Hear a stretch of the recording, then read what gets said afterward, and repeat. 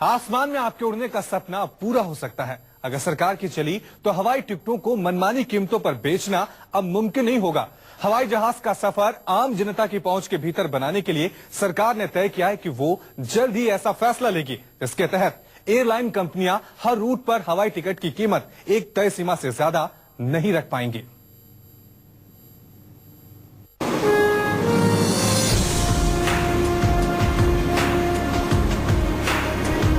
अगर आप हवाई सफर के बारे में सोचते हैं तो टिकटों के आसमान छूते दाम को देखकर आपकी जेब का बजट इसकी इजाजत नहीं देता और आप अपना इरादा बदल बैठते हैं। घंटे दर घंटे बढ़ती हवाई टिकटों ने हवाई यात्रा को आम जनता की पहुंच से बाहर ही कर दिया है। खासकर हवाई सफर जब आपके लिए जरूरत हो तो उस वक्त कीमतों को घटना तो दूर इतनी बढ़ जाती है कि लगता है कि आपकी मजबूरी का फायदा उठाया जा रहा हो। लेकिन अब आपको इस परेशानी से निजात मिलने वाली है। लोगों की नाराजगी का आखिरकार असर हुआ है। अगर सरकार की चली तो टिकटों की मनमानी तरीके से कीमत वसूलना अब एयरलाइन कंपनियों के लिए आसान नहीं होगा। सरकार ने कहा है कि उसके पास इस समस्या को लेकर कई शिकायतें पहुंच चुकी है और इस पर लगाम लगाया जाएगा। एयरलाइंस को साथ बुलाकर उनको हम सहमति से इसको तय करने की कोई एक बेस प्राइस निर्धारित हो जाए। उस बेस प्राइस का इतने गुना तक हम आगे जा सकते हैं या इतना कम आ सकते हैं, लेकिन मल्टीपल टाइम्स जाना शायद उस पर कहीं ना कहीं रेगुलेशन लगाना की हमारी इच्छा है। पहला प्रयास सहमति से हो जाए, सहमति से नहीं होगा तो हम अपनी रेगुलेटर जो अथॉरिटीज है हम इसका इस्तेमाल कर हो सकता है इसका प्रयास करें कि हम प्रेडेटिंग प्राइस अलाउ नहीं करें।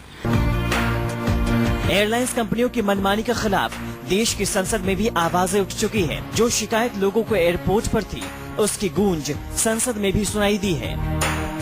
जितनी एयरलाइंस है उन्होंने कोई बिना किसी नियम कानून के जो जितना किराया लोगों से वसूल रहे हैं कि आप सोच नहीं सकते हैं। छोटे छोटे जगह पे जाने के लिए 25-25, 30-30 हजार रुपए। आज बुधवार को कुछ किराया, शुक्रवार को कुछ किराया, बृहस्पतिवार को कुछ किराया। कोई इनकी कुछ एयर फेयर रेगुलेटरी अथॉरिटी बननी चाहिए जो इस पे कम से कम ये देखे कि क्या किराया वसूल कर रहे हैं। एयरलाइंस कंपनियों की मनमानी को रोकने के लिए सरकार ने जो फॉर्मूला तय किया है उसके मुताबिक हर हवाई रूट के लिए सरकार एक बेस किराया तय करेगी जो प्राइवेट एयरलाइन कंपनियों पर भी लागू होगी। इस बेस किराए में अधिकतम कितने गुना ज्यादा किराया एयरलाइंस कंपनियां चार्ज कर पाएंगी सरकार ये भी तय कर देंगी। जल्दी इस फॉर्मूले पर कैबिनेट की मोहर लगाई जाएगी।